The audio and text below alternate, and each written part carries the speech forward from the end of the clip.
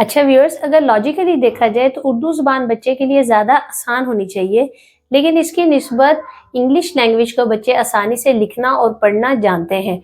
और उर्दू ज़ुबान बच्चा ना लिख पाता है और ना ही पढ़ सकता है। उसकी बुनियादी वजह यह है कि उर्दू के हरूफ तहजी को फोनिक स्पेस मेथड से नहीं पढ़ाया जाता, यानी उर्दू के हरूफ तहजी को अलिफ, बे और जीम के अंदाज में पढ़ाते हैं, जबकि हमें इन हरूफ तहजी को आवाज़ों के ज़रिए पढ़ाना चाहिए, जैसे कि अ, ब और ज।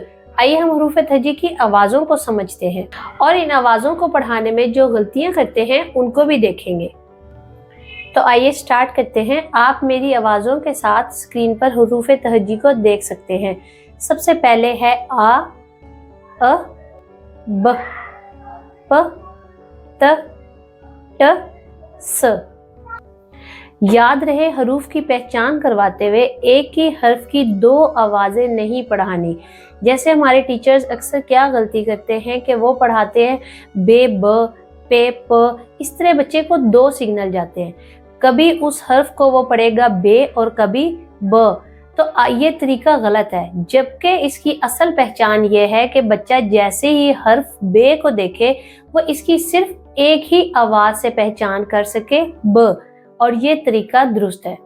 तो आइए आगे बढ़ते हैं। अब बारी है ज, च, ह, ख, द, ड, ज, र, ज, य। अच्छा, इसमें अक्सर टीचर्स ये गलती करते हैं कि हर हर्फ के साथ अलिफ साउंड का इजाफा कर देते हैं। जैसे ब पढ़ने की बजाय इसको पढ़ते हैं बा, और ज पढ़ने की बजाय इसको पढ़ा जाता है जा। याद रखें, आपने ये गलती नहीं करनी। अच्छा, अब आगे बढ़ते हैं। स, श, स, ज, अ, ग, फ, क, क, ल, म, न, ओ। अच्छा, ये वाव है, लेकिन इसकी आवाज़ ओ है, व नहीं है। व की आवाज़ बहुत बाद में सिखाते हैं। आखिर में है ह, अ, ई, ए। अक्सर टीचर्स इसमें यह गलती करते हैं कि वह इनको छोटी ये और बड़ी ये के नामों से पढ़ाते हैं, लेकिन आपको इन्हें आवाज़ों के ज़रिए पढ़ाना है, जैसे ई, ए, क्योंकि ये वावल्स में शामिल हैं और इन वावल्स की आवाज़ें बच्चे को बहुत करेक्ट आनी चाहिए, जैसे अ, ओ, ई, ए।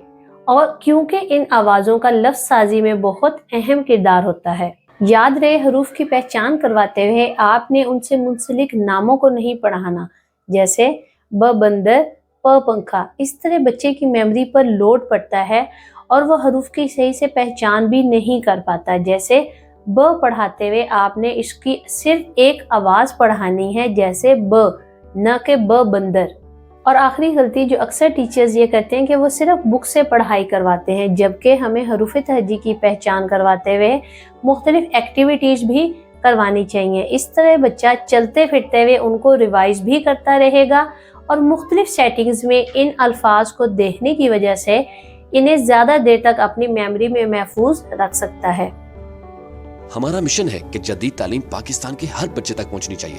अगर आप हमारे इस मिशन में हमारा साथ देना चाहते हैं तो इस चैनल को सब्सक्राइब करें और अपने दोस्तों के साथ शेयर भी करें, ताकि एजुकेशन का ये सिलसिला आगे बढ़ता चला जाए।